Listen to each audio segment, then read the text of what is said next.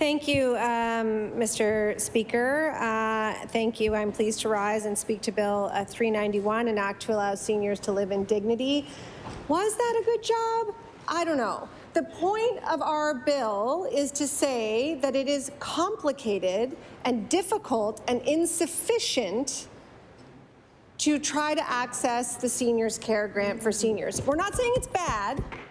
We're not saying it shouldn't exist. We're saying it's insufficient and it is complicated to access, and that's what we just heard about.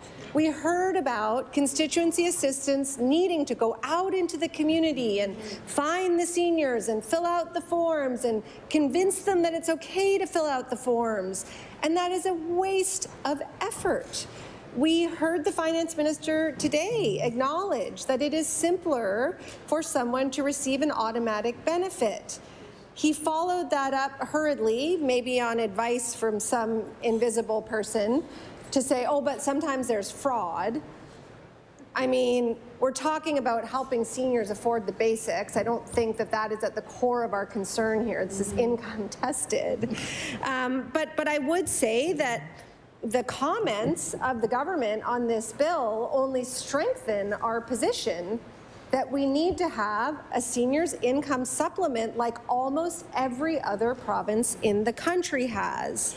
We have had huge growth in our province in the last few years, but we remain an older province, one of the oldest provinces in the country. And census data shows that the proportion of the population aged 65 and older in Nova Scotia was 22% in 2021. And for obvious demographic reasons, notwithstanding, I know, a slight decrease in the average age in our province, that number is going to continue to grow. And we know that seniors in Nova Scotia are the most squeezed by the rising cost of living. They have, for the most part, a fixed income, and they can't, by definition, with a fixed income, absorb the rising costs of food and rent and gas and everything else. And increasingly in my constituency, I hear from these seniors, and we started to hear from them. Actually, they were sort of the canary in the coal mine for us about the housing crisis and the need for renter protections in Dartmouth South for us. We've heard about it across the province and in other constituencies, but in my constituency, a few years ago, I started hearing from seniors who, on the advice of their kids or their financial planner, had sold their family home and rented an apartment and done all the math and figured out how they were going to afford it all on their fixed income. And then all the prices started going up every year. And they didn't have anywhere to go. And that continues to be more and more of a problem. 1 in 10 seniors in Nova Scotia live in poverty, and this is the highest ratio among that age group in the country. The poverty rate, in fact, of people 65 and older is almost 2/3 higher in Nova Scotia than the national average.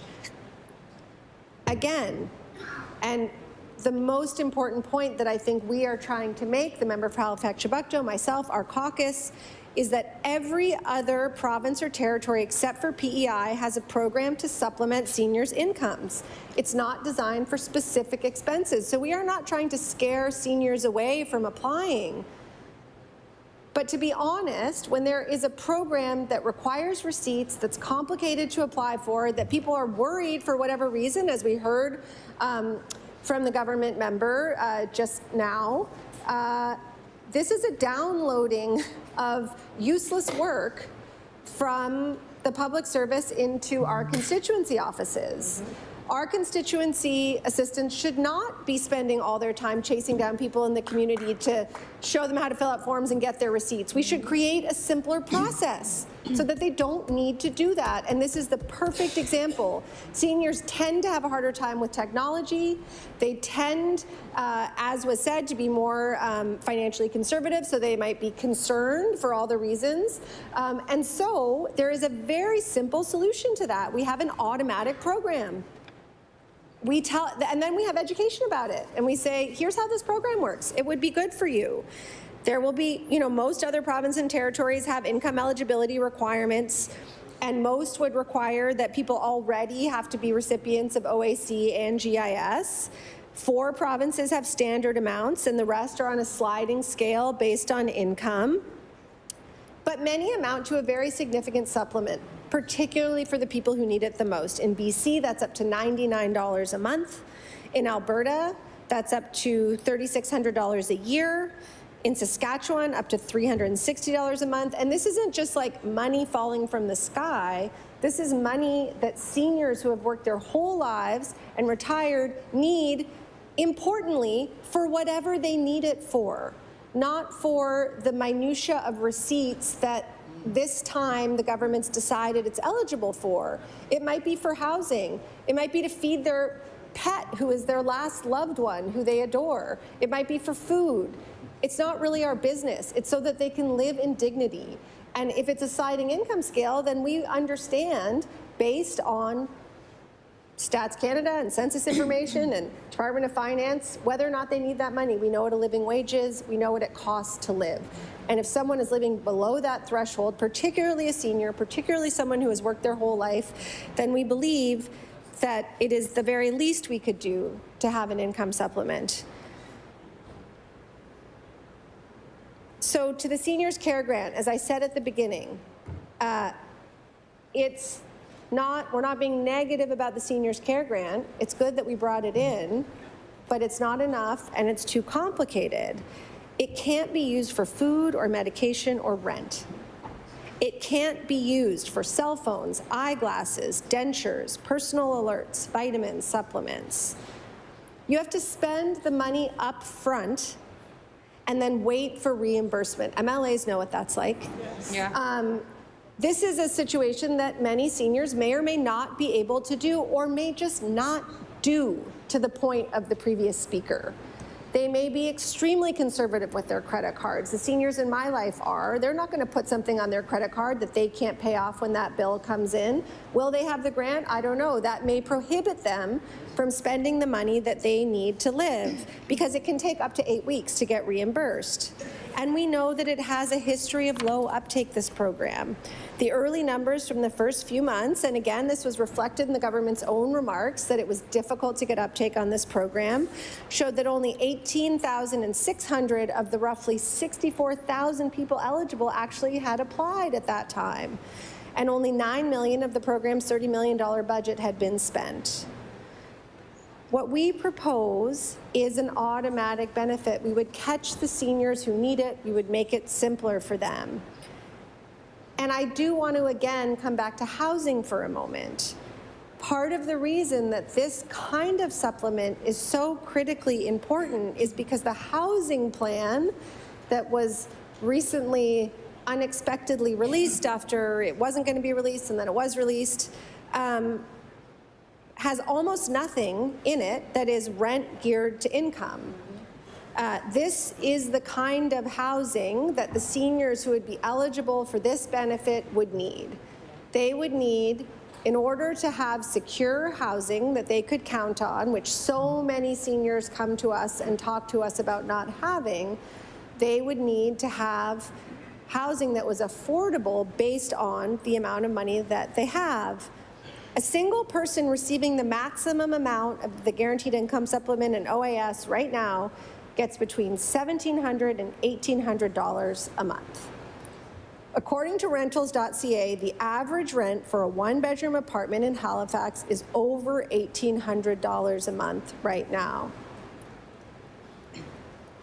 So they don't get enough every month just to pay rent.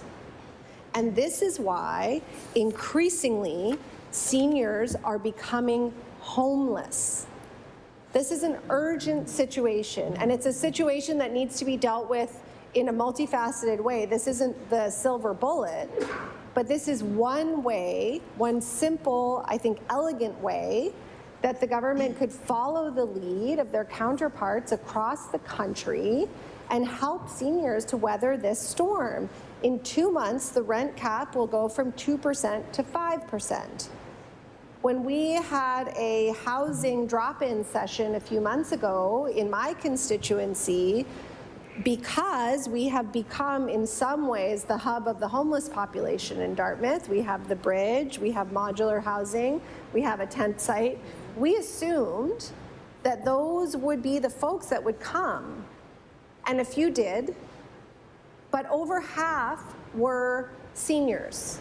And they were seniors who would not have identified themselves as living in poverty, although some of them may have been.